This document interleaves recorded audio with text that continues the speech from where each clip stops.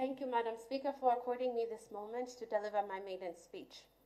Before I get into the speech, I would like to acknowledge the lives that were lost during the elections. Danny Kasongo, a young man that was beaten to death campaigning in Kanyama. The funeral was held in Koloma Ward 1 of Chawama constituency.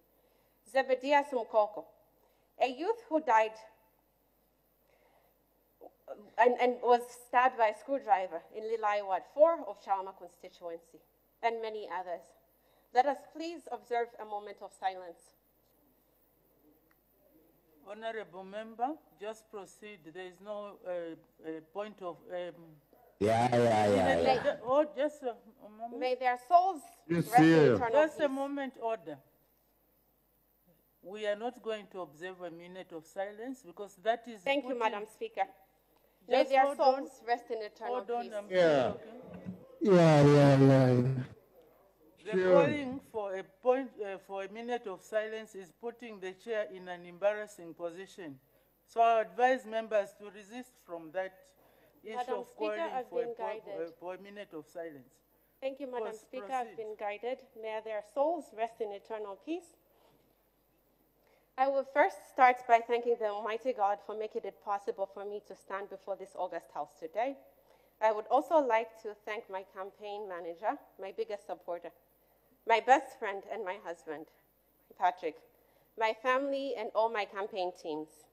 Last but not least, the people of Chawama for voting for me. They have continued to support me from the time that I was councillor of Koloma Ward 1. I am truly humbled to have been chosen to represent the people of Chawama. I would like to take this opportunity to thank the Patriotic Front for adopting me as their candidate. A special thanks goes out to the 6th Republican President, Dr. Edgar Chagwa Lungu, for the sacrifices and selfless service that he has rendered to this country over the past 6 years.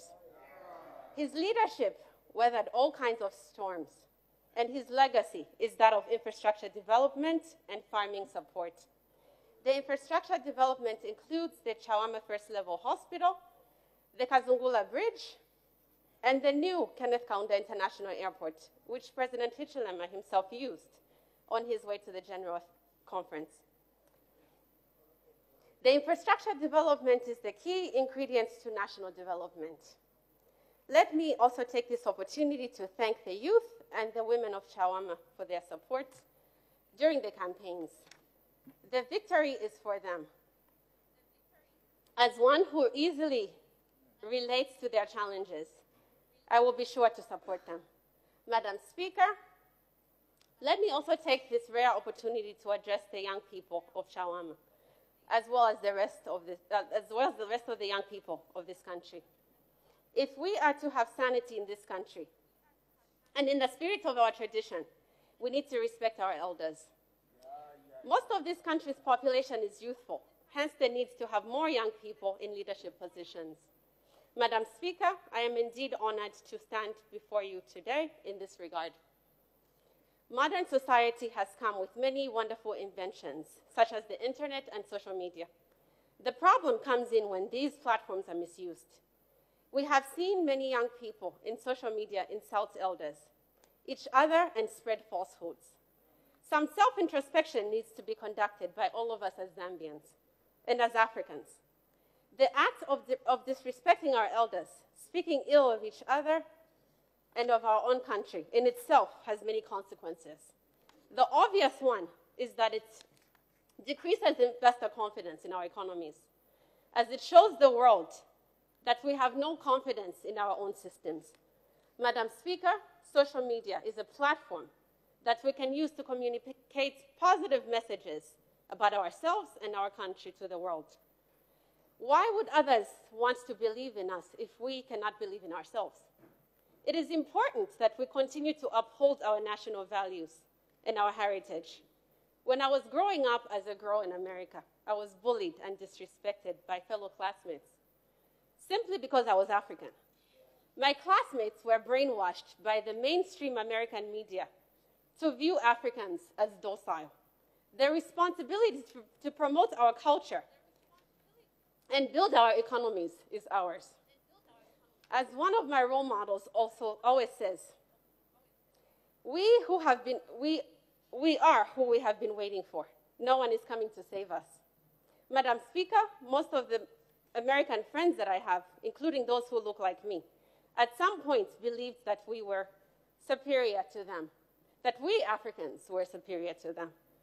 The sooner that we Africans start creating and celebrating our own successes, the better off we will be.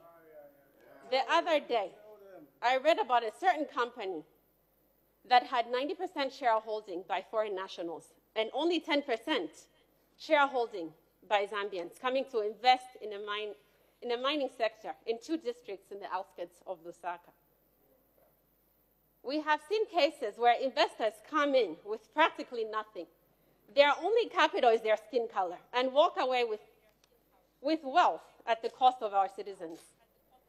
A certain mining firm has all of a sudden started recording profits. A month ago, it was reporting losses. This company is now being operated by Zambians. Madam Speaker, let me take this opportunity to express my disappointment over the high levels of violence that is taking place.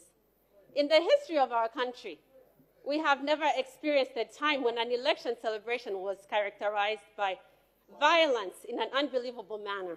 To an extent where the people were beaten, shopping malls and markets were looted. Surely, can we call this a celebration? Following the announcement of the election results, citizens were attacked and most of them have been displaced from their homes as well as business places.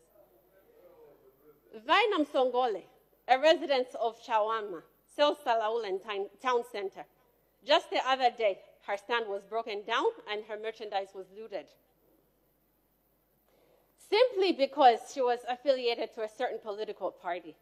A young woman by the name of Alice Mwansavwalia, also a Salaula trader, was displaced from her trading place in Chawama simply because it was rumored that her husband was a member of a certain political party.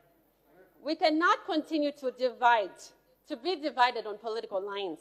Madam Speaker, this is happening. What has happened to the One Zambia, One Nation model? I will leave this to each one of us in this house to introspect. I am sure that most of us have seen a disturbing video of a young man being undressed and beaten in a humiliating scene at a bus station. The president has denounced cadreism and promoted law and order. However, the opposite is taking place. Every day, people are being brutalized by cadres at bus stations. Madam Speaker, I have heard members in this House argue that the government needs to be given time to settle down. This is simply unacceptable. Madam Speaker, the Zambian people need leadership, not lip service. The government has been honeymooning for the past 1 month. Enough is enough. How much more time do we need to give them before we see more people beaten and killed? Where have we put the value for human life? In the last 24 hours, a picture of law enforcement officer in a uniform, hacked, covered in blood, and brought down to his knees, has been circulating on social media. Madam Speaker, this again comes back to the lack of national values and lack of respect for authority. Madam Speaker, the nation needs to know that the president means what he says. Another issue of national importance that I would like to tackle is the issue of street vendors. We have seen images of street vendors whose mobile money booths were removed from the streets. Madam Speaker, we need to trade carefully in this territory, or else we will end up with more lawbreakers. These people have not been offered an alternative source of income. If street vendors are abruptly displaced from their trading places, crimes such as petty thefts and house breakings will increase. This will overwhelm the law enforcement officers. Madam Speaker, I thank you. Thank you. I will debate on the motion on the floor at a later time. Thank you very much.